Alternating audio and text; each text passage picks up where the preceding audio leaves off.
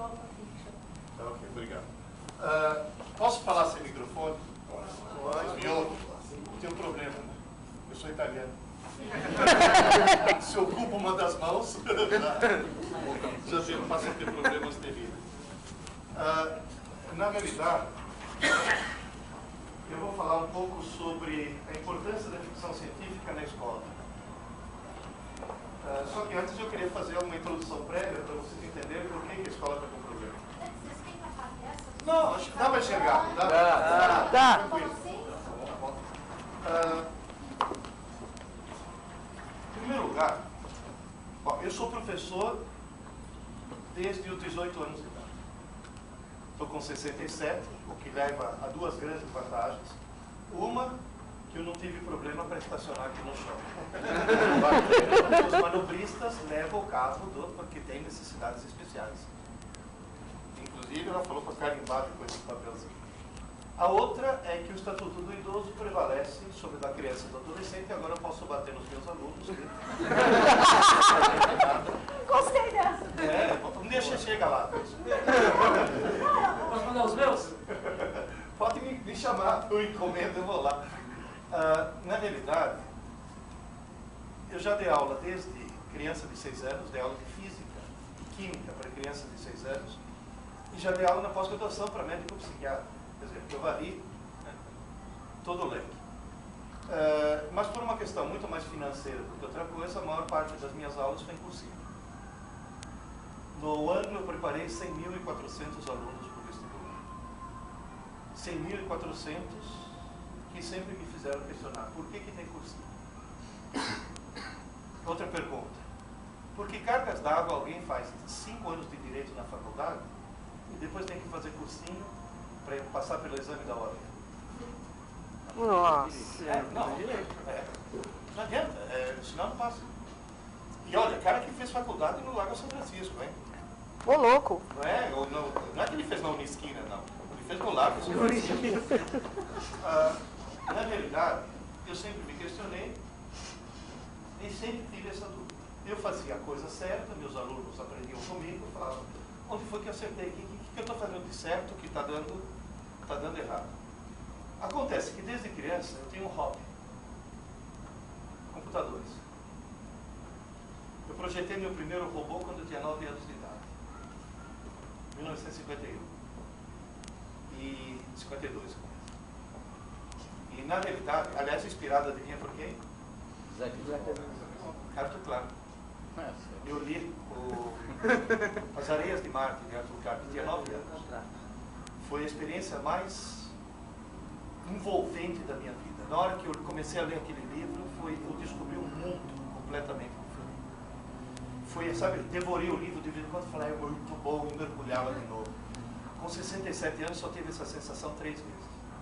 Com sexo, ficção científica e leite condensado. Foram os mais gratificantes da minha vida. Em 1961, eu programei meu primeiro computador analógico dimensionando a mola e o amortecedor de uma suspensão de um carro. Era um computador analógico. Em 1967, eu programei meu primeiro computador digital na USP, Faculdade de Higiene e Saúde Pública. Custava $2 milhões. Só tinha 3 no Brasil. Se eu pegar a memória que tem no meu celular hoje, dá maior do que a memória de todos os computadores do mundo naquela época. Custava $2 milhões porque tinha 16 KB de memória RAM, que era feita à mão por rendeiras. Eles contratavam rendeiras para fazer, porque a memória funcionava assim: um fio assim, outro fio isolado aqui, um anel de ferrinho em diagonal. Se a corrente passasse por aqui, ele matava de um jeito; se a corrente passasse por aqui, matava do outro. Um era 0, o outro era tensão. Cada anelzinho dele era um bit. Não vai, um bit. Mas de qualquer forma, na década de 80 publiquei muitos livros de computação lá na editora que eu tinha fundado lá, e isso me valeu uma desgraça. Fui ser professor universitário, dando aula na engenharia da computação, e me encarregaram de uma coisa estranhíssima. eu tinha que dar aula de inteligência artificial e configuração de redes neurais. Fazer o computador pensar. E nós sabemos hoje que, por enquanto, o computador é um idiota muito rápido. Todos os programas de inteligência artificial, todos eles, menos um, são programas que imitam o comportamento de saída do cérebro, mas não imitam o funcionamento do cérebro, a não ser os que levam configuração de redes neurais. Aí eu falei, deixa eu fazer uma coisa, deixa eu estudar o cérebro. E fui estudar o cérebro humano. Mergulhei na área de neurociência, assim, direto, não como pesquisador, mas como leitor e tradutor, intérprete. Quer dizer, o que está acontecendo de novo? E aí veio a resposta. Por que existe cursinho? A resposta está aí. Porque nas escolas só tem aluno, não tem estudante. O ser humano não fala porque pensa, o ser humano pensa porque fala. A maneira com a qual você fala é a maneira com a qual você pensa. Nesse momento estou pensando em português, penso de um jeito. Se estivesse fazendo uma palestra em francês, eu estaria pensando de outro jeito. O estilo é diferente. Então, na realidade, existe um corolário. Se o homem pensa porque fala, o homem que fala errado, pensa errado. E aluno e estudante é um falso sinônimo. Quando eu dei essa entrevista na Folha de Londrina, aliás, não sei se vocês notaram, tem boa companhia, né? Estou com Lula e com Obama, primeira parte. O cara, eu vi um adesivo hoje, aí está assim, não votei no cara, não vou votar na coroa. O brasileiro tem muito senso de humor. Que, aliás, eu estava até comentando as eleições. Teve a primeira eleição vencida pela TV. Kennedy e Nixon. E foi venceu por quê? Porque Kennedy era mais bonito, mais simpático. Primeira eleição vencida na internet. Aí eu peguei a foto da Dilma e do Sérgio. E uma parece a mãe do Chuck e o outro parece o Smeagol. Muito bom, meu Deus.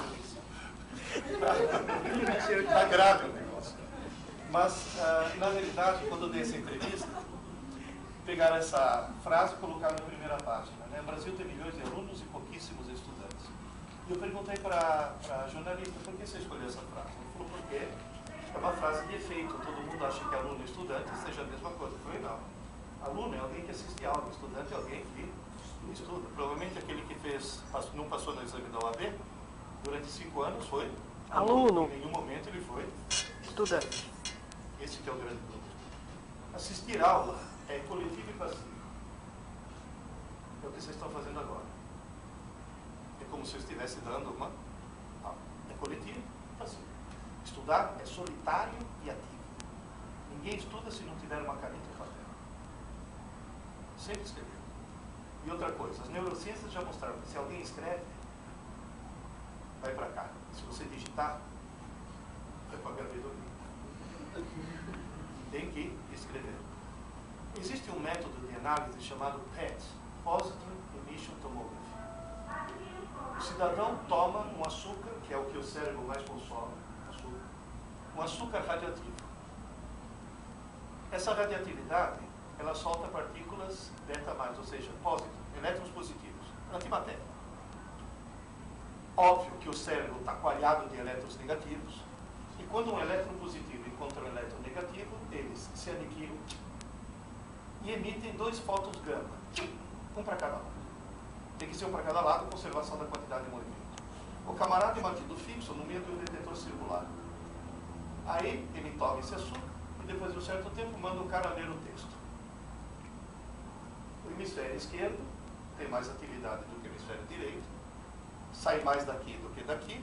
O detector escaneia isso e cria uma imagem do cérebro com uma região acesa, que é a região que está funcionando naquele momento. Se em vez de estar lendo um texto, o cara estiver ouvindo música, acende aqui. E o método é tão sutil que se o cara tiver ouvido Mozart, acende uma região. Se estiver ouvindo jazz, é quase a mesma região, mas não a mesma. Se estiver ouvindo Bossa Nova também é um pouquinho diferente. Obviamente, se tiver ouvido funk, acende absolutamente nada. Não há necessidade de cérebro para ouvir funk. E as neurociências mostraram que quanto mais redes neurais se acenderem durante o processo de estudo, mais chances o sujeito tem de gravar aquilo depois. E, obviamente, na hora que você escreve um A e na hora que você escreve um B, acende redes diferentes. Na hora que você digita um A e digita um B, acende a mesma coisa. São coisas completamente diferentes. Na hora que você está lendo, acende um monte de coisas. Um monte. Na hora que o sujeito está lendo. E se está lendo e escrevendo, aí nem se fala. Então, na realidade, assistir aula não é estudar. Esse é o grande equívoco. Essa é a armadilha linguística da qual sempre se cai. Assistir aula não é estudar. Quem está assistindo aula não está estudando, quem está estudando não está assistindo aula. São dois momentos completamente diferentes. Obviamente, eu peguei todas essas informações, coloquei num livro, aliás, em três, né? Nesses três livros. O primeiro para aluno, o outro para pais e o terceiro para professores. Eu fui um pouco demagogo com essa história de pais. É para mães. A parte mais terrível da escola são as mães. E mãe que estuda pedagogia, então é uma desgraça. Elas querem mudar a escola. Eu sempre falo que mãe na escola parece anão em campo de nudismo. Mete o nariz onde não deve. Agora, o primeiro livro, esse para alunos, quando quem lê... Veja bem, eu estou recebendo milhares de e-mails por uma razão até meio sacana. Eu deixei uma provinha no fim e não dei a resposta. Mas deixei um e-mail dizendo, me manda a tua opinião sobre o livro que eu te mando a resposta. Foi assim, uma chantagem que eu fiz para fazer uma pesquisa de mercado. Me ferrei. E agora a resposta tem que ser automática. Eu só desse daqui já foram 50 mil. Quando quem lê é alguém do fundamental, a frase mais frequente no e-mail é você mudou minha vida. Porque foi o cara que percebeu que até então ele foi um bom aluno e um péssimo estudante. Quando alguém do médio, ou do vestibular, ou da faculdade, ou um concurseiro, alguém que quer fazer um concurso, a frase mais frequente é pena que não li antes. E a segunda frase mais frequente é meu único consolo é que a culpa não foi minha. De quem foi? As mães. As mães. As mães são culpadas de tudo. Sempre a culpa é das mães. Você lembra a história das 3 mães judias? Não. Mãe judia é aquela aqui. Você pergunta, que idade tem teus filhos? Fala, o médico tem 4 anos, o engenheiro vai fazer 3 meses. Aquela aqui, manda. Aí diz que uma das mães judias falou, melhor filho do mundo, Isaac. Por quê? Todo mês leva a mamãe para jantar. Fora. A outra falou, não. Melhor filho do mundo, Moisés. Toda semana liga para a mamãe. A outra virou, melhor filho do mundo, Jacó. 2 vezes por semana vai no psicanalista para falar de quem? De quem? Entendeu-se? Então, na verdade, eu acho que a descoberta mais fantástica das neurociências, mas a mais maravilhosa que existe, é que tendo estímulos adequados, inteligência se aprende. As pessoas não nascem burras ou gênios. Inteligência se aprende.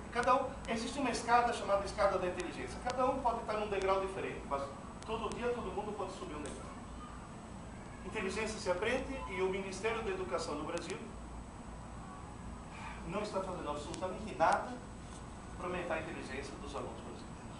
Faz tempo, não é só o PT. Os outros também, a mesma coisa. Os dois. E, bom, não tem nenhum partido político no Brasil que queira eleitores inteligentes. Certo? Se o cara pensa, já se torna perigoso. Então, na realidade, quando eu lancei esse primeiro livro, era ainda aquele de capa branca. Quem estava com o livro de capa branca? Ele, você está com ele aí? Não. Era uma edição meio artesanal minha. Não, deixa. Não, depois. Lancei aquele primeiro livro, uma psicopedagoga pós-doutora do MEC. Sabe aquelas pessoas que colecionam título para tentar substituir com papel que lhes falta no cérebro. Então, ela pegou esse livro com 2 dedos, esse forte murcho, o título Aprendendo Inteligência, jogou na mesa e falou, desde quando inteligência se aprende? Eu falei, no seu caso, nunca. É uma coisa mais do que factível. Quem diz isso não sou eu, parece que uma crítica minha, não é? Não sei se você sabe, existe um Enem mundial chamado PISA, promovido pela OCDE, que é a Organização para o Desenvolvimento e a Cooperação Econômica dos Países. Ele acontece de 3 em 3 anos. Testa jovens de 15 anos, medindo vários tipos de inteligência. O Brasil participou pela primeira vez em 2003. Participaram 41 países. Foi um desastre. A melhor colocação dos alunos brasileiros num dos tipos de inteligência foi um 4º lugar, de trás para frente. Nós somos ante e antepenúltimo. A maioria não são penúltimos. Em matemática, não. Fomos os últimos. Toda manhã, quando eu acordo, eu levanto os olhos aos céus e falo, obrigado, Senhor, por ter criado a Tunísia. Muito obrigado por fazer a Tunísia existir. Porque se não fosse a Tunísia, nós estaríamos no fundo do poço. Nós seríamos o pior sistema educacional do mundo. Agora há pouco eu vim de Guarulhos. O diretor do Instituto Federal, que tem um curso de engenharia lá em Governador Valadares, o diretor desembarcou em Governador Valadares e vai embarcar para Brasília. Ele tinha 1 hora, me ligou, falou, Pedro, você me traz alguns livros para dar para os outros diretores? Então eu corri lá e dei. Esse diretor chegou para mim um dia, falou, Pedro, quantos anos você acha que demora para ir de Brasil a Finlândia? Eu falei, 1 ou 2 dias. Eu falei, como assim 1 ou 2 dias? 1 ou 2 dias. Ele falou, mas é tão fácil assim? Eu falei, claro. Por que o Brasil está no fundo do poço? Porque os alunos brasileiros cometem, não por culpa deles, 3 erros. Elimine os 3 erros, você vira Finlândia. Ele rasgou o regimento interno da faculdade, chamou os professores, ele gerou outro. Eu gostaria que um dia, se vocês puderem, dê um pulo em Governador Valadares, ter uma faculdade de engenharia que funciona a nível Finlândia. Agora mesmo, ele me falou, Pia, lá no aeroporto, agora há pouco. Pia, a coisa está funcionando muito bem. É só parar de cometer os 3 erros. Que, obviamente, quais são os 3 erros? Eu já conto, só que antes tem uma pergunta que não tem calado. Quem está muito arriba de nós outros? Dos hermanos. Tem gente que fala, por que mulher? Toda vez que alguém me pergunta por quê, se tem várias razões, eu dou mais significativo. Por exemplo, alguém te pergunta, por que o trânsito de São Paulo está em fé? Está mais significativo. Exatamente. Só na cidade de São Paulo tem mais veículos que na Argentina inteira. E com o agravante que 80% dos caminhões que passam em São Paulo não são de São Paulo. Quer dizer, ela ainda vem de fora. Por que os argentinos são mais inteligentes que os brasileiros? Dá raiva. Porque eles andam de nariz empinado, com razão. Como é que o argentino comete suicídio? Pulando do alto do seu ego. Isso é uma história do menino argentino. Papá, quando eu vou crescer, quero ser como você. Pero por quê? Para ter um rico como eu. Mas a única razão, sabe qual que é? Principal? Só na cidade de Buenos Aires tem mais livrarias que no Brasil inteiro. E a Câmara Brasileira do Livro detectou que cada ano estão fechando 300 livrarias. E cada uma delas substituída por 4 ou 5 lan house.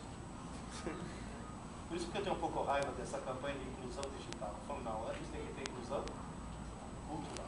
Porque quando eu chego e falo, mas 70 milhões de brasileiros não têm banda larga. Eu falei assim, e 70 milhões de brasileiros fazem 2 coisas. Primeiro, jamais leram um livro. Então, acho que esse é o ponto de partida. E segundo, ligam para o paredão do Big Brother. Tá feia, né? Tá. Quais são os 3 erros? Os alunos não sabem mais se comportar na aula, Estudo para a prova e não lê livros. Não lê livros, já comentei. E a escola brasileira é especialista em criar o ódio pela leitura. Quando você tinha 12 aninhos, chegou alguém para você e falou que ele tinha, você vai descobrir o prazer pela leitura. Toma, vira cedo. Já tá mais. Nossa, essa maldita mania de achar que no mundo da literatura só tem José de Alencar, Machado de Assis, Monteiro Lobato, etc, etc. Terrível. A Argentina, ela tem a segunda maior e menor livraria do mundo. Sim. Tem livraria 24 horas. E você vai lá às 3 horas da manhã e tem cara comprando livro. Esse que é o problema. Não ler livros é trágico. Conversar na aula, Estatuto da Criança e do Adolescente. Muito bem intencionado, extremamente mal redigido. Hoje o professor perdeu toda a dignidade, toda a autoridade, tudo. O que ele vai fazer? O que ele vai fazer? Agora, o câncer do sistema educacional brasileiro está aqui. Estudar para a prova. Porque quem estuda para a prova consegue ver na prova, consegue tirar boas notas, consegue passar de ano, consegue obter um diploma e não consegue aprender. Esse é o grande problema. Vocês vão dizer, quais são as causas dessas 3 desgraças e como evitá-la? Causa número 1, conversar na aula. Por quê? Porque as pessoas não dão valor à escola. Essa é uma mensagem eletrônica no telefone americano. Tecle 1 para mentir sobre o motivo das faltas do seu filho. Tá? Eu traduzi. Tecle 2 para dar uma desculpa por seu filho não ter feito o trabalho de casa. Tecle 3 para se queixar sobre o que nós fazemos. 4 para insultar os professores. Tecle 5 para saber por que não foi informado sobre o que consta no boletim do seu filho em diversos documentos que eu enviamos. Tecle 6 é que criamos seu filho que está tentando terceirizar a paternidade na família. Se você quiser agarrar e bofetear alguém, Tecle 7. Tecle 8 para pedir um professor novo pela 3ª vez esse ano. Ai, aquela professora não é divertida. Eu já escutei frases assim. 9 para se queixar do transporte escolar. E Tecle 0 para se queixar da alimentação fornecida pela escola. Agora, mas se você já compreendeu que esse é um mundo real, que seu filho deve ser responsabilizado pelo próprio comportamento, pelo seu trabalho na aula, pelas tarefas de casa, e que a culpa da falta de esforço do seu filho não é culpa do professor, me explique quem eu vou. Eu colocaria isso em todas as escolas do Brasil. Que é isso que está acontecendo. Tinha uma mulher num daqueles balões, sabe que acende o gás? Não sei como chama aqueles balões. Aerostatos, se não me engano. Aí ela se perdeu, o GPS dela acabou a bateria, ela se perdeu, desceu um pouco, viu um cara correndo, no meio de um pasto assim, deserto, o cara fazendo Cooper, ela desceu e falou, moço, onde estou? Aí ele olhou e falou, uns 15 metros de altura. Ela falou, você deve ser professor, né? Falou, como é que você descobriu? Falou, você me deu uma resposta exata que não serviu para nada. Aí ele olhou e falou, você deve ser secretária da educação. Falou, como é que você descobriu? Está aí, perdida, não sabe o que fazer, põe a culpa no professor, né? É sempre o que acontece. Você se lembra desse livro aqui? Todo mundo recebeu isso. E é o que acontece. É realmente o que está acontecendo. Moral da história. Se já é difícil transformar aluno em estudante, cara que não se comporta na aula, nem sequer aluno ele consegue ser muito menos estudante. Mas a grande desgraça está no mau funcionamento ou mal utilização do cérebro. Eu dividi em 3 partes para ficar mais simples. Aqui, deixa eu dar um replay aqui. No cerebelo, você escreve coisas que depois no fim você não esquece nunca mais. Por exemplo, andar de bicicleta. No sistema límbico, essa região aqui, que o Carl Sagan descreve muito bem, você pode escrever alguma coisa e eventualmente copiar para cá. Mas depois que escreveu, você apaga. Aqui escreve, copia e aqui você apaga. Aqui você escreve, copia e aqui você apaga. O que você coloca aqui, você apaga muito facilmente. É uma informação que você quer em segundos. Você está sentado na sala, levanta e com um objetivo muito bem determinado, vai até a cozinha, para no meio da cozinha e fica se perguntando o que eu venho fazer. Já aconteceu com todo mundo. Quanto tempo se passou? Segundos. E você já conseguiu esquecer. Eu sempre falo que aqui mora um idiota e aqui mora um gênio. Só para vocês terem uma ideia, um córtex humano equivale a uma rede de aproximadamente 15 mil computadores de última geração ligados em rede. Dentro do crânio de cada um de nós, tem o equivalente a 15 mil computadores ligados em rede. Sabe o que quer dizer isso? A escada não tem limite. Dá para subir o quanto quiser. Desde que suba um pouco todo. E lembrar que como os degraus são baixinhos, não pode perder um dia. Se alguém estudar 10 horas por dia, eu falei estudar e não assistir aula. Se alguém estudar 10 horas por dia, todos os dias de sua vida, essa pessoa esgota a capacidade de armazenamento e processamento do seu córtex em aproximadamente 4 séculos. Quanto tempo nós vamos viver? No máximo. 100 anos. 100 anos. Eu pretendo morrer aos 96 anos baleado por um marido ciumento. Aliás, por falar em baleado, você viu, né? Que interessante. Eu dei um tiro agora. Um assaltante, atirou. Tá certo que eu tentei atropelá-lo, então foi legítima defesa. Não, mas o pior é que a bala furou o braço e quebrou a caneta. A minha caneta predileta, desgraçado. Até eu olhei no espelhinho para ver se dava para dar ré em cima dele, mas ele já estava em cima dele. Porque eu tenho uma machadinha. Que não uso para assaltante, eu uso para abrir capacete de motoboy, quer dizer. Sabe o que quer dizer 4 séculos? Que nós vamos viver um? Todos nós vamos morrer com pelo menos 3/4 da inteligência que ele nos deu ainda a ser desenvolvida. Por quê? Porque as pessoas não sabem usar. Quer ver? Aqui tem um idiota, aqui tem um gênio. Escrever no idiota é fácil, mas apagar é fácil. Escrever no gênio é difícil, mas uma vez aqui é que nem aqui, você não esquece nunca mais. Pergunta. Na hora que um aluno brasileiro, cuidado, estou falando de 99% dos brasileiros, na hora que um aluno brasileiro estuda para a prova, o mais em cima da hora possível, para não dar tempo de esquecer, está colocando as informações no idiota ou no gênio? No idiota. E viva a Tunísia. Ainda bem que existe. Você vê o cara entrar na sala de aula para fazer a prova, o cara entra assim. Se você chamar, fala você aqui, foi grupo todo agora. Ou aquela menina que entra assim, não fala comigo, não fala comigo, não fala comigo. Quer dizer, não adianta, estudar desse jeito não é estudar. Estudar desse jeito é abarrotar de informações transitórias e depois esquecer tudo. E nesse momento eles estão se reconhecendo. Eles já passaram muito em claro para estudar, já pediram, professora, dá a prova logo, pelo amor de Deus, antes que eu esqueça. Vou dizer, e como é que se faz? Aí que tá, o grande drama é esse. No córtex não dá para escrever diretamente. O único lugar do cérebro onde é possível escrever é no sistema límbico. E depois, eventualmente, você pode copiar para o córtex. É mais ou menos como no computador, quando você aperta uma tecla, o código gerado pelo teclado vai para o idiota do computador, que é a memória RAM, é um rascunho. Uma memória pequena e muito provisória. Se faltar luz, você perde tudo. A menos que você se preocupe em salvar. Agora, o que é salvar? Não é escrever no HD. É pegar o que está escrito na RAM e copiar por HD. Então, aqui no HD você só faz uma cópia. Ninguém consegue escrever direto no HD. Primeiro você escreve na RAM e o que te interessa você copia para o HD. Isso faz com que o teu cérebro funcione mais ou menos dessa forma. O sistema límbico seria a memória RAM e o córtex seria o HD.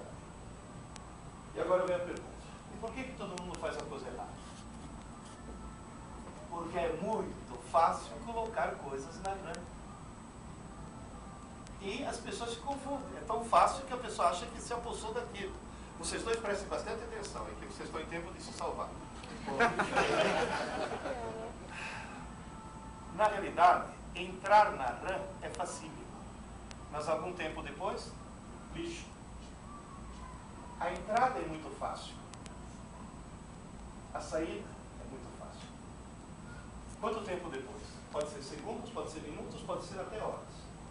Você pode reter uma informação na tua memória RAM horas, mas jamais dias. O conteúdo da memória provisória do cérebro humano não sobrevive a uma noite de sono.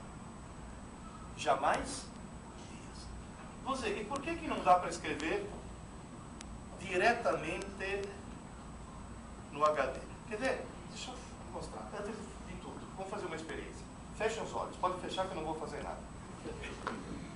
Imagina um pinguim. Pode abrir. Tem gente aqui com muita imaginação. Eu falei, imagina um pinguim. Eu falei, imagine esse um pinguim. E de que cor que ele era? Preto e branco. Então vocês viram o pinguim. Obviamente dentro da tua cabeça não tem um pinguim andando, né? Não. Na tua cabeça está armazenada a imagem do pinguim? Sim. Não. Então? Esse que é o ponto. Esse que é o ponto já. Se vocês entenderem isso, entendem como funciona o cérebro. Não tem dado nenhum armazenado no teu cérebro. O que tem é uma rede neural com centenas de milhares de neurônios inativos. Ou alguns trechos dela estão sendo usados para outra coisa. Mas essa rede não está fazendo o seu papel principal. Na hora que você fala, imagine um pinguim, lá no começo dispara um estímulo que vai acendendo neurônios e na região do lobo occipital, onde você guarda as imagens, tchum, aparece a imagem do pinguim. Cessou o estímulo. Ou seja, o cérebro humano não armazena dados. Armazena caminhos que permitem criar o dado quando necessário. Então, moral da história. Se o cérebro humano não armazena dados, mas armazena caminhos, o que é aprender? É criar novos caminhos. Ou seja, gravar alguma coisa no córtex é desligar alguns neurônios e ligar outros. E esse é um processo muito traumatizante e muito limitado. O cérebro não quer enlouquecer. Então, ele, toda vez que ele vai criar novos caminhos, ele maneira, só alguns que ele vai criar. Ele não quer ficar doido. Então, na realidade, quando eu coloco um dado no computador, eu estou colocando algo no software. Quando você coloca um dado no teu cérebro, você está mudando o hardware. Você está mudando o circuito do cérebro. E o córtex humano não consegue chupar cana e assobiar ao mesmo tempo. Ou seja, se ele está no modo leitura, não está no modo gravação. Se está no modo gravação, não está no modo leitura. Nesse momento, o teu cérebro está no modo leitura. Você não está me entendendo? Estou falando em português, você está me entendendo? Você fala português? Est-ce que tu parles français aussi? Quelque chose? Pas rien de tout? Do you speak English? Of course. Sprechen Sie Deutsch? Nein? Die говоришь по-русски. Нет? Anata wa nihongo wakarimasu desu ka? Esse é japonês. A apelação você para de entender por quê? Porque não tem o dicionário correspondente a ser lido, correto? Sabe o que existe? Nesse momento, vocês não estão gravando nada. E durante qualquer aula ou palestra que você venha ter na sua vida, você não vai gravar nada. Porque se você está assistindo, está ouvindo e está entendendo, você está lendo e não gravando. Então, para poder gravar, tem que sair do modo leitura e entrar no modo gravação. Para isso,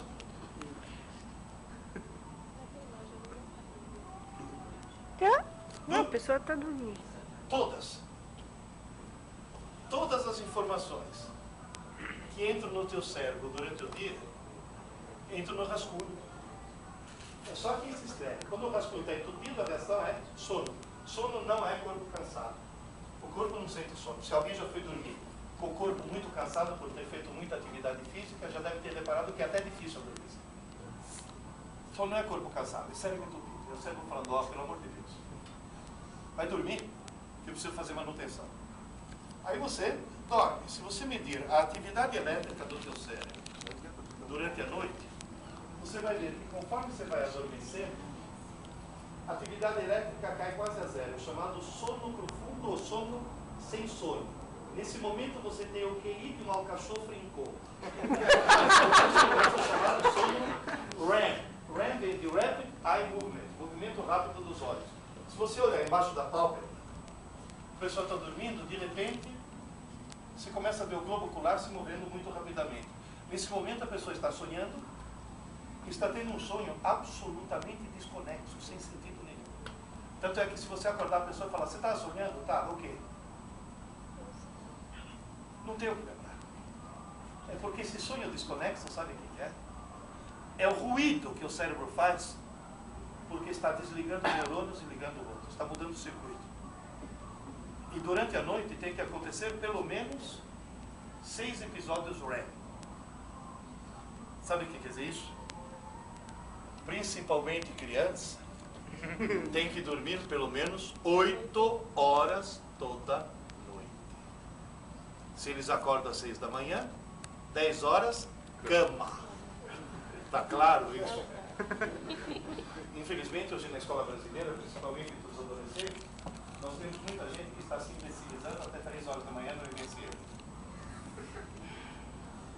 Não está subindo, não só não está subindo a escada, como está descendo. Esse é um problema bastante sério. Seu José, professor, o que acontece durante esses episódios REM? Um deles é a limpeza, né? Amanhã de manhã, quando eu acordar, eu preciso ter um rascunho limpo. Eu preciso limpar durante a noite. Quem já passou uma noite em claro sabe muito bem que no dia seguinte fica meio abobado.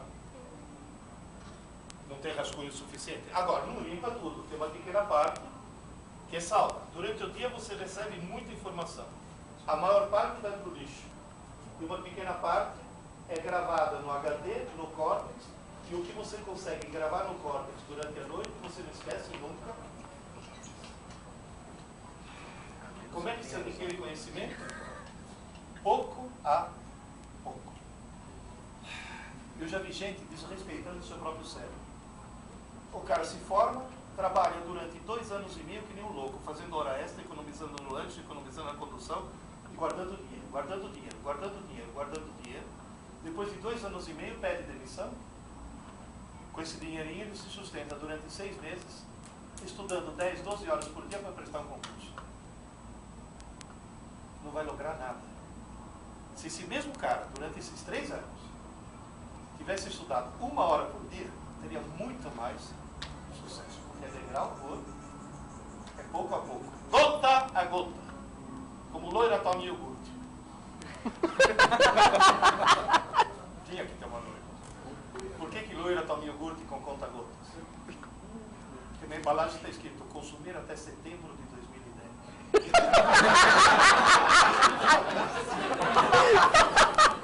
Com conta-gotas e chinelo na mão, né? Aqui tem lactobacillus. Vai sair um pouquinho. Agora vem a pergunta-chave. Professor Pia, o senhor que já teve 100.400 alunos só no cursinho, o que toda noite na cabeça de um aluno normal vai para o lixo? As aulas. O que vai para a memória permanente? As abobrinhas. O professor de geografia dá uma aula importantíssima. No meio da aula, ele conta uma piada. Adivinha o que o desgraçado lembra? Piada. Agora, para não lembrar só da piada, mas para lembrar das aulas, o lema que eu uso há 40 anos é esse. Toda aula que for dada no dia tem que ser reforçada no próprio dia, para avisar o cérebro de que durante a noite aquela aula precisa ser. Alguém que já participou de alguma das reuniões da Frota Estelar onde eu tinha feito alguma palestra? O que vocês mais lembram? Das piadas. Das piadas. Lembra da loira na cachoeira? Em órbita. Em órbita. Da torcida do time das loiras, se lembra? Não. Cheerleader. Sabe aquelas com pompom, tá? I am blonde, I am blonde, I am blonde and blonde and blonde. Blonde, B, N, I am blonde, I am blonde. Dessas besteiras a gente acaba aprendendo. Então, na verdade, o truque é esse. Estudar pouco, mas todo Dia. é a maneira que eu tenho. E quem estuda pouco, mas todo dia, quem faz aula dada, aula estudada hoje, com certeza absoluta, percebe sozinho que nunca mais ele precisa estudar para prova. Em 2001, eu morri. Faz parte da minha biografia, uma morte de 2 minutos. Fiquei 2 minutos morto. Entrei no hospital, avisei que eu estava infartado, os médicos não quiseram acreditar porque a eletro estava normal, me deixaram em observação e lá pelas tantas, na madrugada, em vez da famosa sístole e diástole, né? A teoria do caos mostra que você pode desorganizar o sistema e ter a famosa fibrilação ventricular, que mata. E eu senti a fibrilação ventricular. O coração, em vez de fez. Na hora que ele fez, eu levantei a mão, falei, enfermeira, vou morrer. E morri. Coisa que minha mulher não me perdoa até hoje. Falou, você é um idiota. Você falou sorrindo. Eu achou que você estava brincando, ela demorou para atender. Por que você sorriu? Eu falei, nunca tinha morrido antes. Bom, fui levado para o UTI, no UTI fui tratado assim, tinha até telefone na cabeceira. É lógico, todas as enfermeiras tinham sido minhas alunas. Então, o professor Pierre para cá, o professor Pierre para lá. Não. Na hora de receber alta, eu cheguei para minha mulher e falei, vamos passar no pronto-socorro para ver se aquele médico está lá. Eu ia agradecer. Vamos ver se ele está de plantão. Tá. Ô, doutor, lembra de mim? Ele falou, claro, está susto que você deu na gente. Foi, pois é, doutor, eu estou aqui para agradecer. Ele falou, não, quem agradece sou eu. Aula dada, aula estudada hoje, né, professor? Eu falei, você também foi meu aluno. É impressionante, onde quer que eu vá tem um ex-aluno. E quando eu estou jantando, passa um ex-aluno, olha para mim e fala, professor, o senhor comigo? Eles acham que fora da aula nós não existimos. É, o chato é quando o ex-aluno encaixa do motel. A pergunta é a mesma. Agora, ele chegou e falou, eu fui seu aluno e vou dizer uma coisa. Você se lembra na hora que você acordou depois de ser desfibrilado, que você olhou para mim e falou, fibrilação ventricular, e eu falei, 160 joules? Eu falei, lembro. 160 joules é a primeira energia do primeiro choque. Quer dizer, ele quis me tranquilizar dizendo, foi na primeira. Eu falei, 160 joules, com quem que eu aprendi? Com você, dando aula de física. Porém, isso daí é a coisa melhor que você conseguiu. Eu fiz todo o meu curso na medicina da USP assim. Meus colegas se matando de noite, tomando café com Coca-Cola, tomando anfetamina, os tais remites que aqui a mulher usa. E eu nunca estudei para a prova. E todo mundo falava, oh meu, você não estuda e só tira nota alta. Eu falava, eu estudo. Só que eu estudo pouco, mas todo. Falei, vou te dizer mais uma coisa. Esse desfibrilador, você foi a segunda pessoa no Brasil que usou, modelo novíssimo. Eu acabei de voltar dos Estados Unidos e eu fiz um curso para aprender a usar e passar para os outros médicos aqui do Einstein. Todo mundo, do mundo inteiro, porque não tem trouxa só no Brasil. Do mundo inteiro, todo mundo volta para casa com diploma. Eu, para variar, voltei com 2. Já estou acostumado. E sabe por que 2? Porque tive o diploma de primeiro lugar. E por quê? Porque todo mundo estudou na véspera da prova. Eu estudei pouco, mas todo. O cérebro humano funciona assim. Cuidado com uma coisa, hein? Quem assiste a aula de manhã, é bom que estude à tarde. Quem assiste a aula à tarde, tem que fazer tarefa à noite, hein? Não na manhã seguinte. E quem assiste a aula à noite vai ter que dormir meia hora mais tarde. Porque tem que ser antes que se passe uma noite de sono. Esse é o funcionamento do... Você vai dizer, o que vai me acontecer? Sobe a escada da inteligência. Existe o momento da aula e muito tempo depois o momento da prova. Aluno inteligente estuda no dia da aula, antes de dormir. Aluno desorientado estuda na véspera da prova. Ou seja, é simplesmente 99% dos alunos brasileiros. 1% faz a coisa certa. Agora está subindo, porque em Governador Valadares estão fazendo a coisa certa. E como é que eu faço para subir a escada cada vez mais? Agora chegamos no ponto chato. Ler muito. Só que o problema é qual é? Só ler muito quem lê por prazer e não por obrigação. Só consegue ler muito quem lê por prazer e não por obrigação. Esse é o ponto chato. E como é que se lê por prazer? Escolhendo o que você gosta.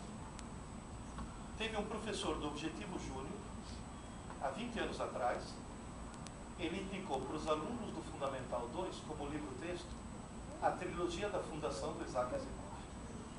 Foi uma coisa fantástica. Foi despedido. Porque as mães vinham. Como Isaac não vai dar Machado de Assis? Cai no vestibular. Cai no vestibular, exatamente. E agora eu te pergunto, por que cai no vestibular? Porque nas faculdades de letras tem um monte de doutores absolutamente ignorantes que tem um leque de leitura limitadíssimo.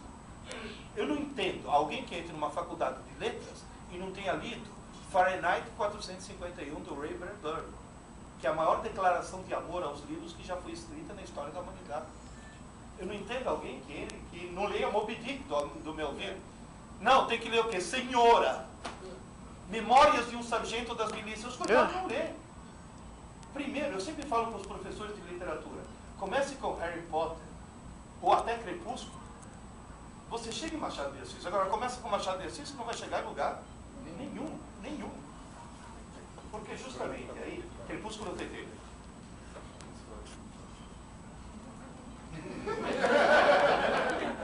Eu estava em Rio Branco, no Acre. Ah, o Acre existe, viu? Fui em Rio Branco, no Acre. O avião ia sair 2 horas da manhã. Falei, vou comprar um livro. As minhas alunas todas, ai, Crepúsculo, Lua Nova, Eclipse, Amanhecer. Ai, que vampiro lindo. Comprei Crepúsculo. Cheguei na metade.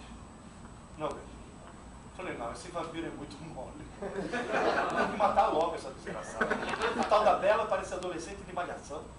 Ele tem que chupar até a última gota de sangue. Tem que transformar numa múmia ressequida.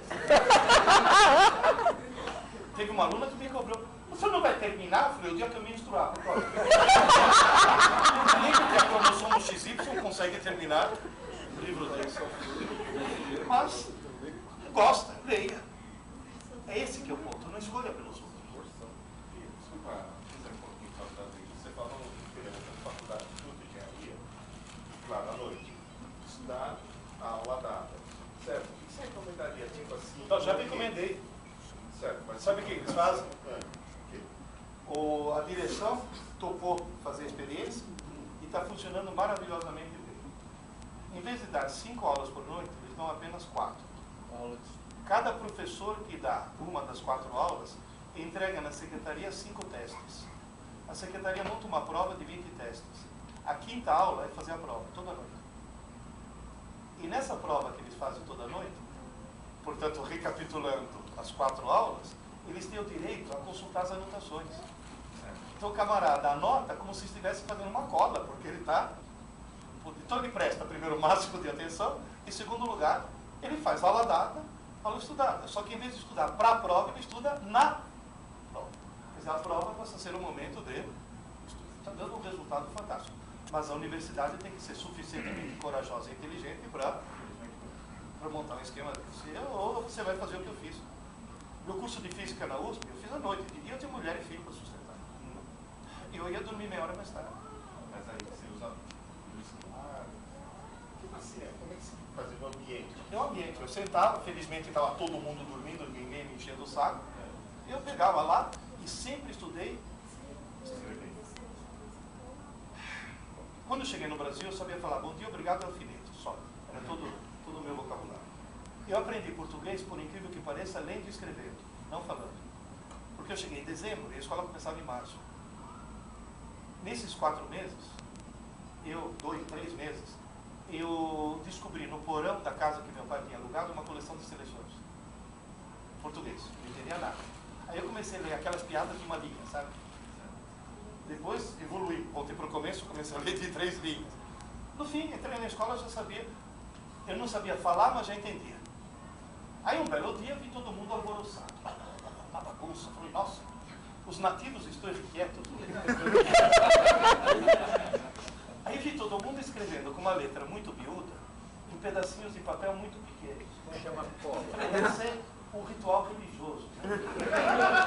Os nativos fazem o pedido, foi embaixo do santinho. Aí eu perguntei para o colega, eu falei, mas que coisa é com isso? O cara falou, cola.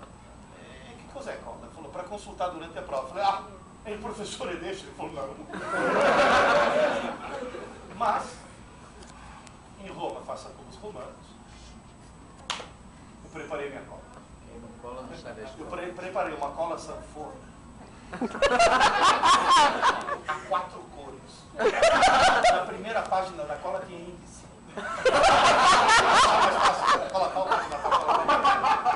Quer dizer, uma coisa de profissional. E aí, foi a grande surpresa da minha vida. Não precisei puxar. Já estava tudo aqui. A partir desse dia, sabe o que eu comecei a fazer? Qual? Eu tinha aula de manhã, e me perguntava amanhã, se tiver uma prova sobre essas aulas. Que tinha, porque naquela época tinha prova surpresa. Hoje, você dá prova surpresa numa escola, no dia seguinte tem banho de tijolo na mão. Coitado do meu filhinho, foi pego de surpresa, agora ele ficou traumatizado. Agora ele vai ter que ter terapia, senão fica com TDA, hiperatividade, dislexia, descalculia e gripe suína.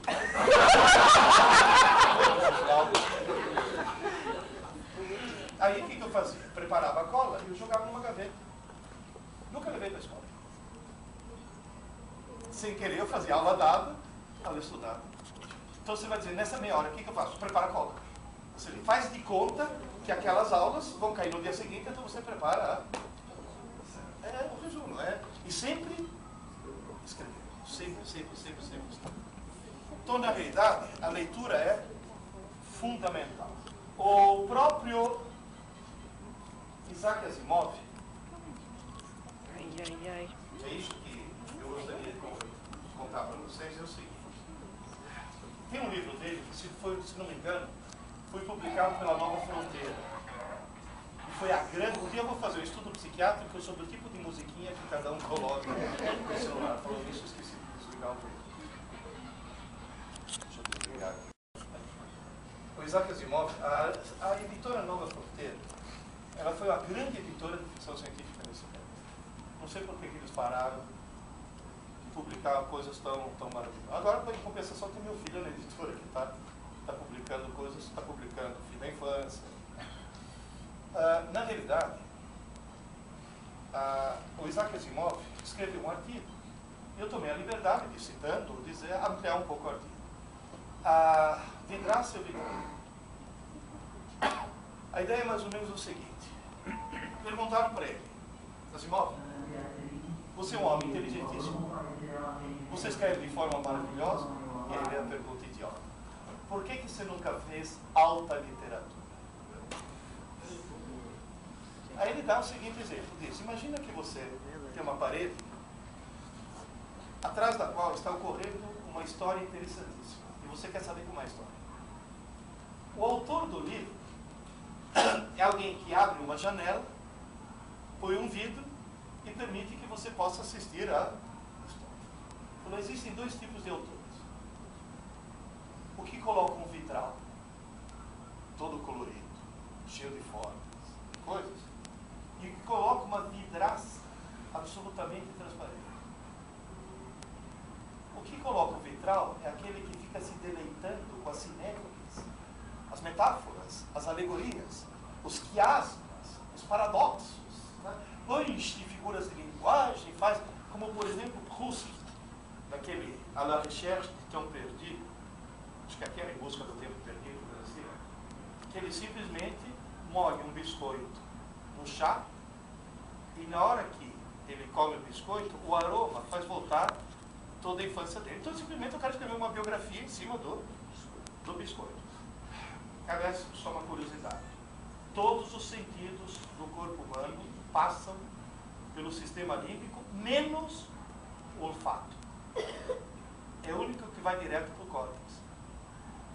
Porque o nosso córtex é o descendente do bulbo olfativo de mamíferos que existiam até antes dos dinossauros. Você sabia que os mamíferos são anteriores aos dinossauros? Foram mantidos num nicho ecológico noturno porque os dinossauros eram muito mais eficientes. Foi por isso que cair aquele cometa para os dinossauros foi ir embora e os mamíferos desandaram. O camarada me gasta 4 páginas do livro para descrever um lustre. E é considerado assim, oh, pelo amor de Deus, eu gosto de música. Eu aguento ouvir o bolero de Ravel uma vez. Porque você sabe que foi uma aposta, né?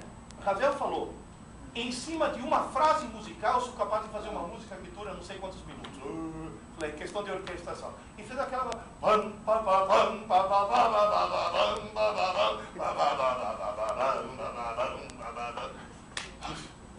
O cara escreveu 4 páginas. Isso é vidraça. Ele descobriu vitral. Bonito. Mas é bonito o quê? O vidro. Agora eu pergunto.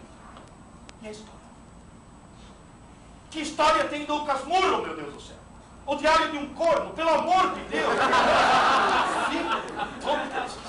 Todo cheio de coisas. Aí o Isaac Asimov falou, eu não. Eu escrevo vidraça. Eu quero que o meu leitor fique apaixonado pela história.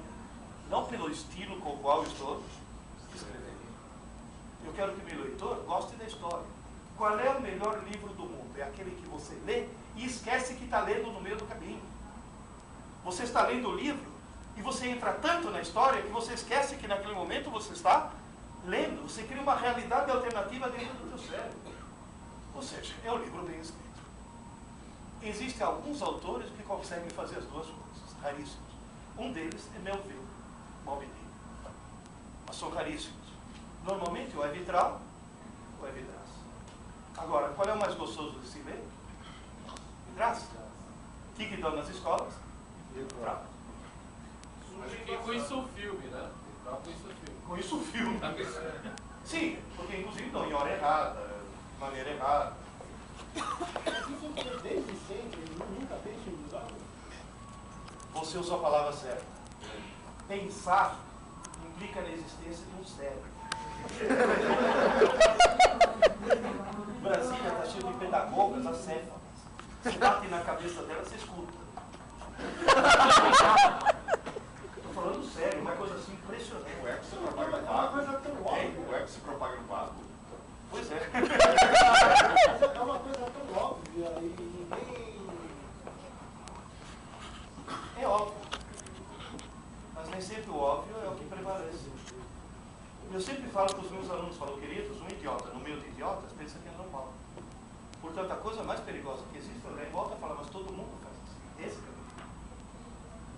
é aquelas coisas que se propagam e continuam andando. Tão óbvio isso. Em Brasília, era só num babo no olho, porque tem lei da gravidade, senão eles conseguiam. Bom, basta ver as palhaçadas que estou fazendo com o Enem.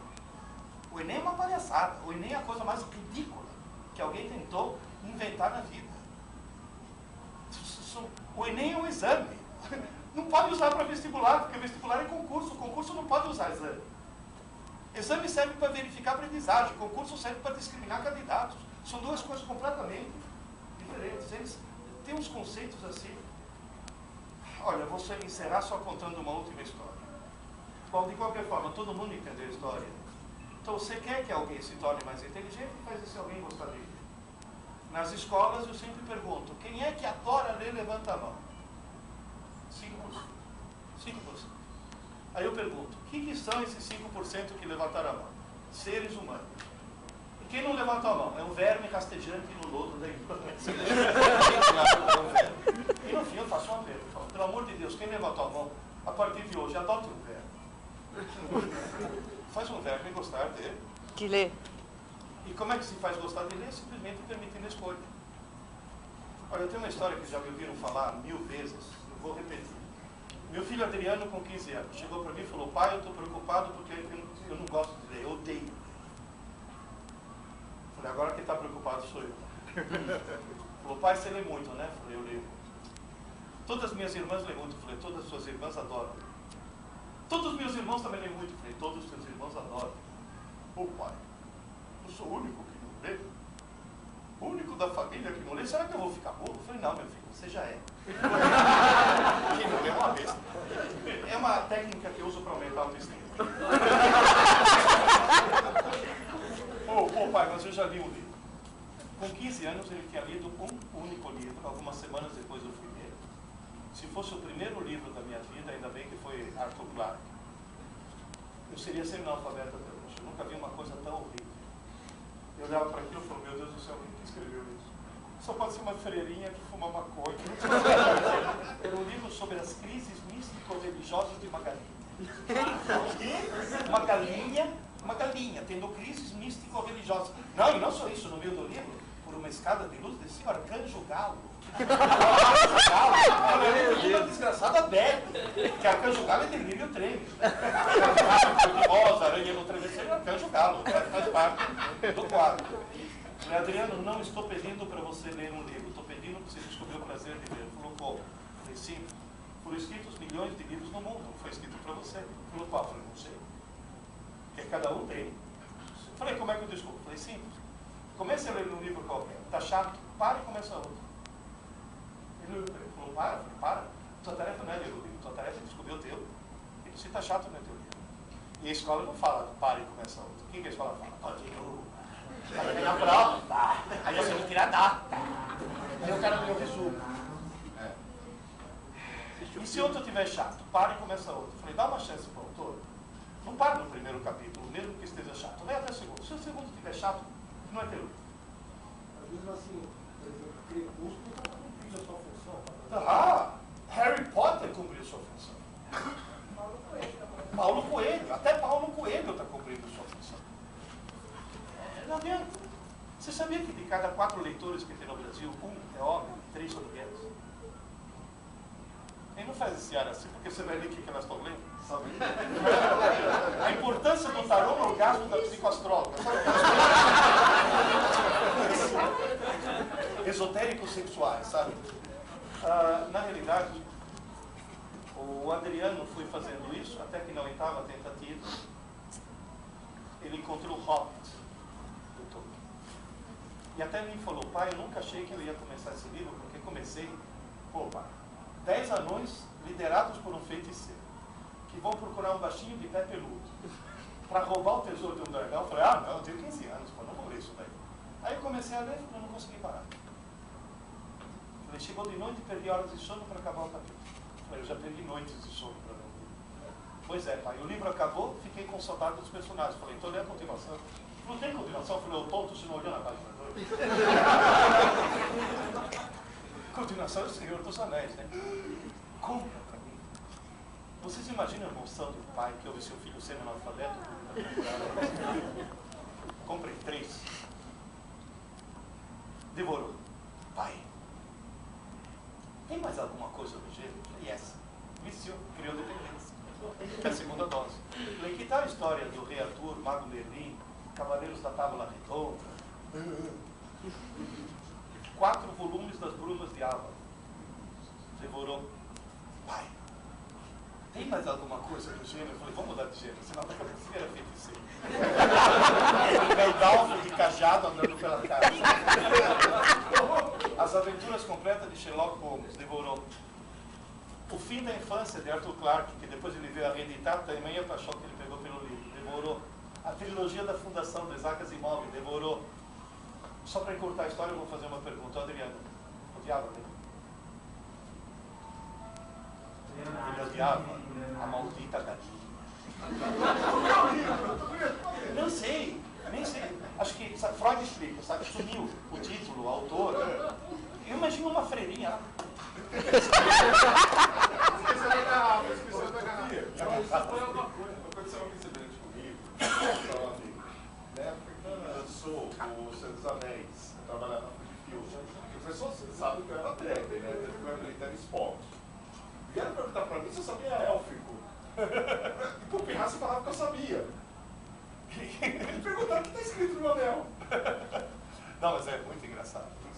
Um dia entrou no ângulo um professor de geografia, eu sentado na coisa, ele virou para todo mundo e falou, dobre outro. Pegou um dia em russo. Em russo eu sei 4 frases. Aí eu virei para ele, dobre outro, cara, que você faz? Quando você vai? Ele virou para mim, soprou. Corajoso, participa. Quer dizer, muito bem, obrigado. Te говорить по-русски? Да, я говорил по-русски. Aí eu descobri que ele sabia 4 frases e também. Durante 6 meses cada um achava que ninguém nunca mais se arriscou a prolongar. Foi muito engraçado. Mas, na realidade, o Adriano, hoje, lê fluentemente em português, espanhol, italiano, francês, inglês. Até ele empatou comigo, já me passou. Consegui aprender alemão. Eu nunca consegui aprender. É uma língua muito áspera. Nem sei como é que alemão se reproduz. Não, imagina. Um italiano chega para uma garota e fala, eu te amo. Pronto, ganhou. Um francês, mon amour, je t'aime. Pronto. Oh, I love you. Vai chegar no alemão? Ixi, 3, 4 mais aqui. E hoje o Adriano é formado em administração de empresas e é diretor da editora. Tamanho amor que ele pegou pelos... Então é por aí, por aí. Só para encerrar, tem um episódio de uma professora de literatura que chegou para mim e falou, Eu sou professora de literatura e adoro ler. Quase que eu falei, ainda bem, filho, você pode por sério. A minha irmã é professora de história e adora ler. Meu irmão, professor Mapes, que não lia nem bula de remédio, além de tudo, desgraçado e corintiano. Estou reproduzindo as palavras dela. Aí minha irmã foi até Ourinhos, veja bem, de Santa Cruz do Rio Pardo até Ourinhos para chamar a livraria. Achou um livro intitulado Aventuras e Desaventuras do Timão. O corintiano era tão corintiano que dignou-se em folhear o livro e pronto, assalto. Descobriu que o livro contava a história do Coringão, muito mais interessante do que ligar na rede TV Bandeirantes e ficar ouvindo o abominável Milton das Neves. Logo em seguida estava lendo o Bioprefeito do Rivelino, História dos Copos do Mundo, só que em Piracicaba tem um ditado que disse, havia porteiro, não passa um boi, passa boiada. Ele começou a ler tudo, Agatha Christie, Isaac Asimov, Manuel Bandeira, todo mundo. Moral da história, ela me contou 2 anos depois que minha irmã encontrou aquele famoso Aventuras e Desaventuras do Timão, abençoado livro. Adivinha o que aconteceu 2 anos depois? Falei, teu irmão virou leitor. Não só isso, virou um leitor e um autor. Ele acaba de publicar um lindo livro de poesia de autoria dele. Jane, um corintiano escrevendo poesia. Olha que dá fazer uma coisa assim, quase que sobrenatural. Deixa eu ver se eu acho o último slide que eu gostaria que vocês dessem uma olhadinha só para encerrar.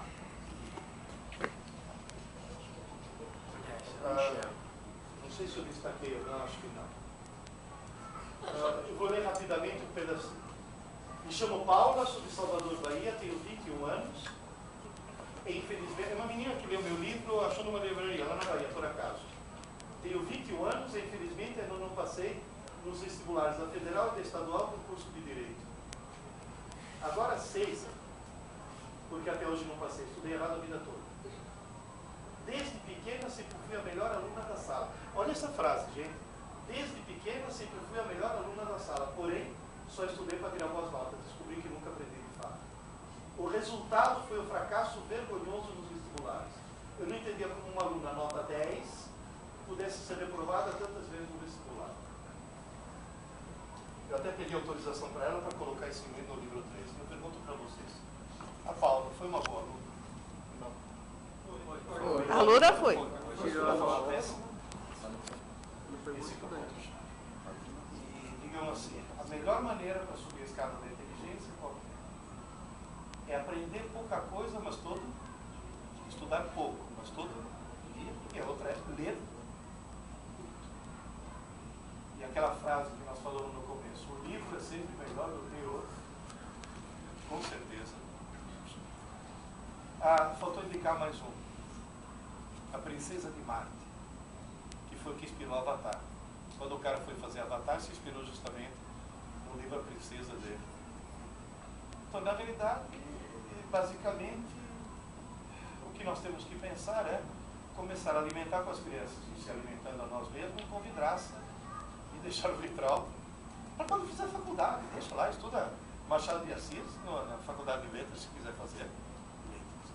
Mas ficção científica, na minha opinião, é a literatura da interdisciplinaridade. Todo mundo fala em interdisciplinaridade? Ficção científica. Ficção científica é realmente diferente. Ok, são todos seus. Obrigado. Diga. O que acontece no Savant, ele não esquece aquilo que ele... O idiota savant, chamado idiota sábio, o idiota savant é alguém que anormalmente desenvolveu as redes neurais dele numa direção única. Então ele está usando quase todo o cérebro para fazer uma coisa só. Por exemplo, aquele filme com Dustin Hoffman, Rain Man. O Rain Man existiu, é um cara real. Exatamente. Ele decorou 4.200 livros. Ele recitava de cor qualquer um dos 4.200 livros sem entender uma palavra do que estava escrito. E ele lia muito rápido, até que o médico descobriu por que ele lia rápido. Porque com o olho esquerdo ele lia a página da esquerda e com o olho direito ao mesmo tempo lia a página da direita. Vocês percebem? Então você vai dizer, um cara desse é um gênio. Não é. É um idiota savant. É um cara que o cérebro dele virou um computador. É um cara que não pensa. Tem informação, mas não sabe o que fazer. Tem... Aí que tá. Imagem, mas não... Tem um professor que falou uma frase que eu roubei até. Hoje em dia as crianças são obesas de informação e anoréxicas de conhecimento.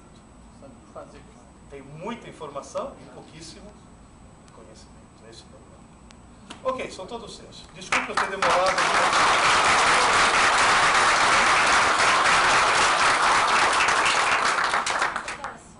4h17. Não, eu reservei para você até 4h30. Ah, Pessoal, bom. alguém tem alguma pergunta? Ela quer me explorar mais 3 dias. Não sei, você veio aqui, Não, deixa ela fazer aqui. Não, eu só comentar o seguinte, eu quando o antigo ginásio, eu não sei se seria recomendável, que a professora de português deu pra gente para ler A Montanha Partida, de Odete Barros Motti. Eu considero ficção científica, Xisto no Espaço.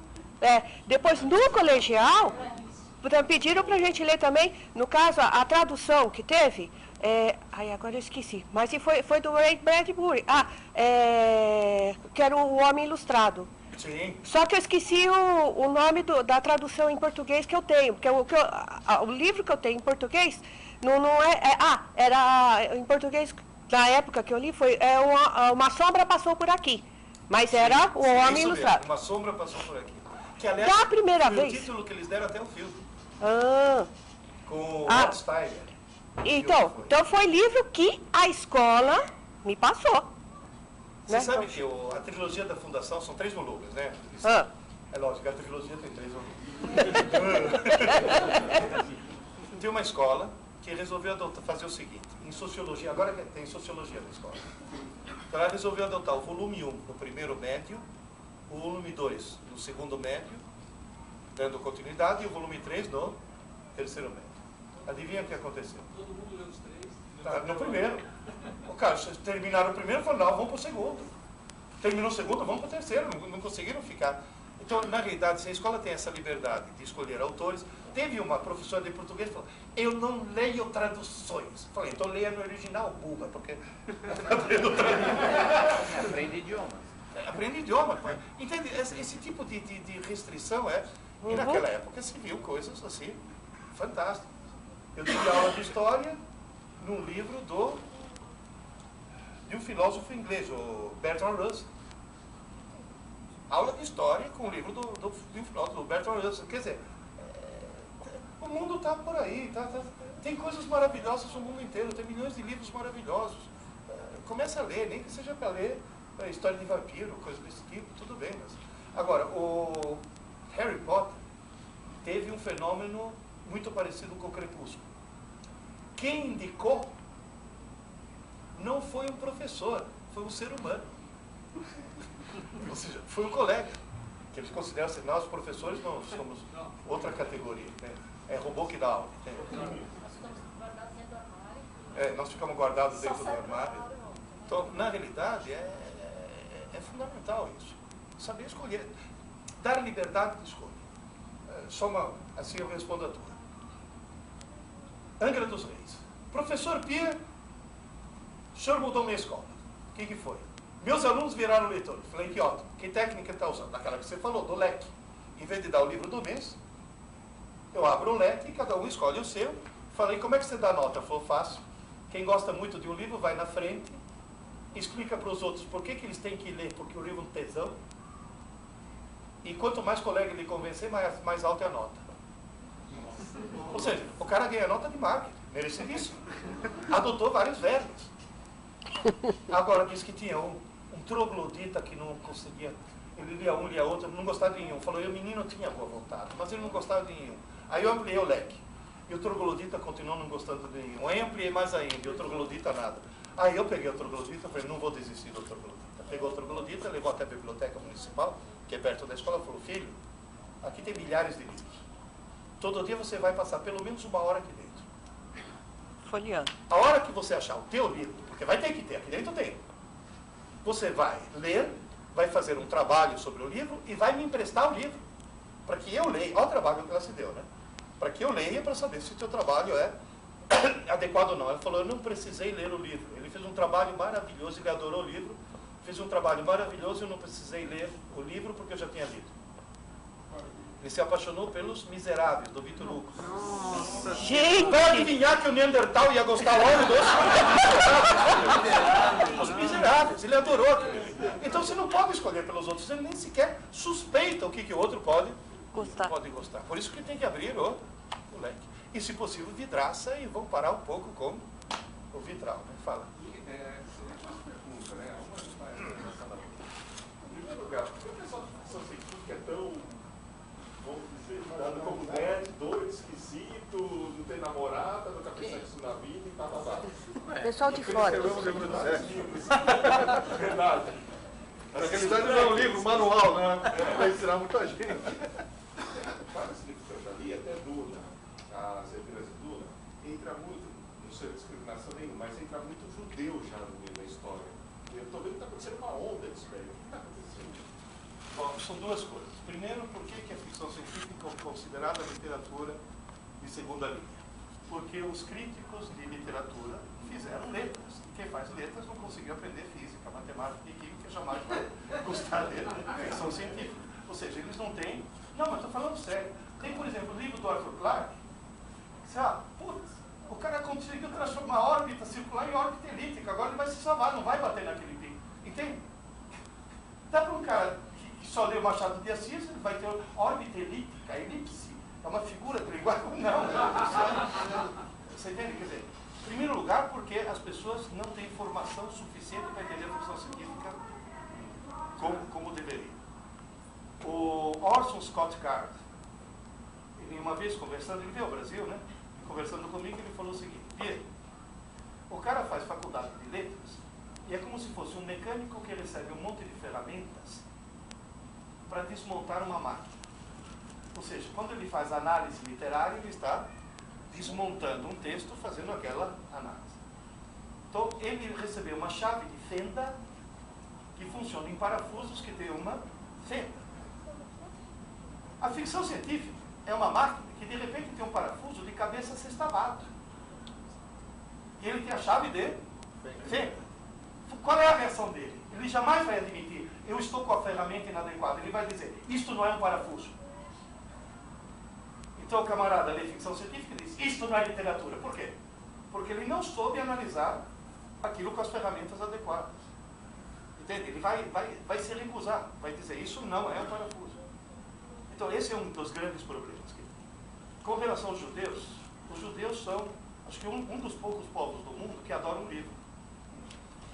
Ninguém consegue ser judeu se aos 13 anos não lê. Ou seja, se não for alfabetizado.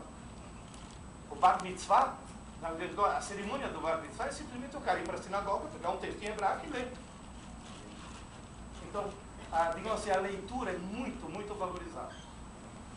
Em função disso, e em função também do fato dos judeus serem escoraçados de tudo que é lugar ao longo da história, você vê, nesse exato momento nós temos um presidente da República que abraça um cara que afirma categoricamente que não aconteceu o Holocausto. Isso é uma coisa assim inconcebível. Então o fato deles terem que às vezes fugir com a roupa do corpo faz com que eles levem o quê? O único patrimônio, que é justamente o que está aqui dentro. É por isso que... E no Homem do Castelo Branco, o personagem principal é um judeu, que finge não ser porque todos os judeus já foram exterminados. Agora, o que pouca gente sabe é que foram exterminados os judeus, os ciganos, os homossexuais, assim como os judeus eram obrigados a andar com uma estrela amarela, foi escrito Jude, os homossexuais andavam com o triângulo cor-de-rosa, foi escrito homossexual. E as testemunhas de Jeová, não sabia disso. As testemunhas de Jeová também foram radicalmente exterminadas. Triângulo roxo, sei lá, é uma coisa assim maluca. A renda do brasileiro agora está melhorando um pouco, mas o nível educacional está lá embaixo. Só te interromper. O Cristóvão Buarque me mandou um e-mail. Eu mandei os livros para ele, ele me mandou uma carta manuscrita, foi uma gentileza, depois me mandou um e-mail. Quantos países participaram do Copa do Mundo? 32. E o Brasil ficou em 8º lugar. Falou, em 32 países, o 8º lugar não é certamente o último, não é nenhuma vergonha. No entanto, o Brasil entrou em crise, ficou todo mundo deprimido. Falou, em educação, sabe em que lugar nós estamos? Porque depois de 2003, teve 2006, 2009, 85º. 85º, estamos acima da Tunísia, do Azerbaijão e do Cazaquistão só. E ninguém fala nada. 85º, mas continua. Não, as pessoas estão tendo mais dinheiro no nível educacional lá embaixo. Qual é o risco de ter assim, pessoas com dinheiro e com cérebros desse tamanho? Isso vai... Por favor, ande no shopping. Anda no shopping. Veja quantas pessoas estão aqui na livraria, quantas pessoas estão na loja que está vendendo celular e na loja que está vendendo televisão de alta definição. Por favor, eu vou fazer agora mesmo. Entendeu? Nós estamos correndo o risco de imbecilizar toda a geração. Então, parece que é um caminho que não tem volta, não sei se pode ser feito. Tem volta. Só que lembre-se de uma coisa. Podemos mudar as coisas? Podemos. Só que lembre-se de uma coisa. Mudar de baixo para cima e não de cima para baixo. Quando é que, não. Quando é que o Brasil conseguiu ficha livre? De baixo para cima. De baixo para cima. Quando todo mundo foi lá e assinou. Você sabe que eu acabei de voltar de Santa Catarina. Santa Catarina estão caçando a candidatura de um monte de caras. Por causa do... Lá estão levando a sério. Então, aqui, colar, bem ou mal, estão de baixo para cima. Quem é que vai mudar o Brasil? Vocês. Principalmente eles. Desde que vão no rumo. Não vão mais cá. Dá para mudar. Nós somos um país fantástico. Mas, infelizmente, a demagogia impera. Entende? As coisas. Vai se criar agora. E agora, posso dizer? Tem governos populistas em cima de outro e... Não existe uma única faculdade de pedagogia nesse país que dê um curso decente. E a ensino brasileiro está na mão das pedagogas. Eu fui para governador Valadares, fiz a palestra, a secretária da Educação falou, professor, a gente está fazendo tudo errado. Eu falei, não, estou fazendo tudo errado. Porque a pedagogia é como se criasse software e não leva em conta qual é o hardware. Ou seja, cria um software e não leva em conta que o hardware, o cérebro tem. Então, besteiras do tipo, dar uma aula na segunda-feira e pedir para a criança fazer a tarefa na quinta. Daquela aula. Se a aula foi dada na segunda, a tarefa tem que ser feita na segunda. Senão, esquece. Senão vai para o lixo. Você percebe? Então, é exatamente esse tipo de coisa. Olha, só para você ter uma ideia. Eu estou andando pelo Brasil inteiro.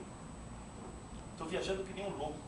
Já me aconteceu de chegar de Mato Grosso, sair na porta do saguão do aeroporto, entregar uma mala com roupa suja para o meu funcionário, pegar uma mala com roupa limpa e correr para outro estado, para ir para Santa Catarina. Mas, hein? Turista acidental. Não, tá um negócio maluco. Mas, o que me impulsiona? O fato de saber que as pessoas ouvem e falam, pô, por aí. Então, vai por aí. Diga. Como é que você acha que a internet pode ajudar ou atrapalhar a pessoa? É a história. É uma ferramenta muito mal utilizada. Dr. Glenn Wilson, médico psiquiatra do King's College de Londres, fez uma experiência e mostrou que quem usa a internet compulsivamente dessa forma maluca sofre um rebaixamento no QI que é o dobro do que se fumasse maconha. Eu contei numa sala, um aluno falou, vou vender o computador e comprar maconha. Eu falei, não, idiota. As duas coisas são. Não é que uma é ruim, a outra é. Então, uma universidade americana acaba de tirar de 200 alunos por 48 horas o celular e o computador. Por 48 horas, foi uma experiência. Todos eles tiveram a mesma síndrome de abstinência do que se fossem dependentes químicos. Teve gente que vomitou, teve gente que teve febre, teve gente que desmaiou. Tanto é que eles estão pleiteando junto ao Instituto Psiquiátrico Americano que a dependência pela internet seja considerada tão nociva quanto a dependência por drogas químicas, por cocaína, por maconha, coisa desse tipo. Então, aí que tá. Todo mundo falando, pô, você tem um programa de informática, não é? Eu não sou de informática, eu sou de computação. Diferente. Computação você cria. Informática você usa, e usa muitas vezes dessa forma. E outra coisa que foi detectada pelo scanner lá, ler na tela não tem nem 30% da retenção do que ler em papel. Você sabia disso?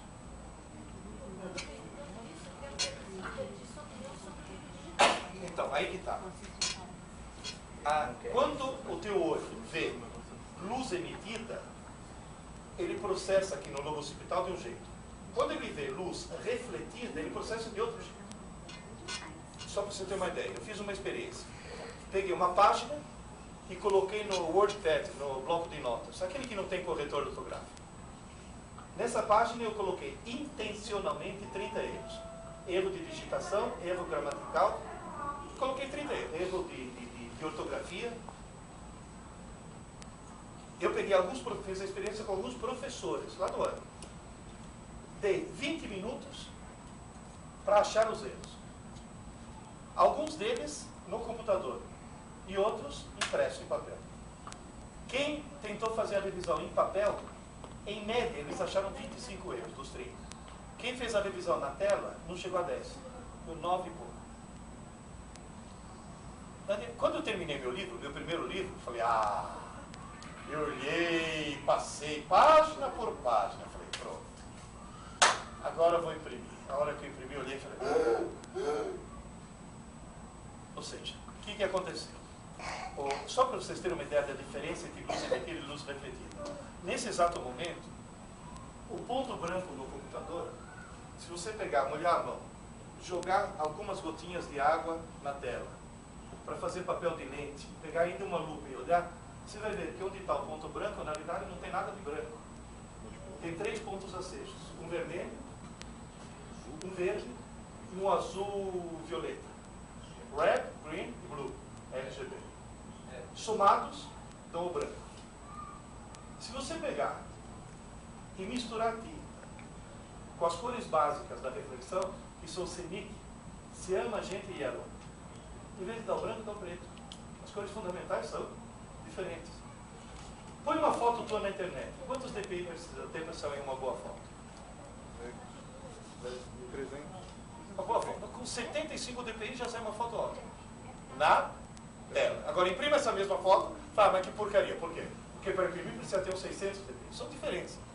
Então, na realidade, o e-book, primeiro, eles cometeram o equívoco de fazer o e-book com uma tela. Uma tela que emitia luz. O pessoal achou horrível. Os e-books de hoje não tem mais tela. Tem papel eletrônico. Ou seja, é um display que simula o papel. Tanto é que você não lê no escuro. Você precisa acender o abajur para poder ler. Aí simula a reflexão, aí a coisa já melhora.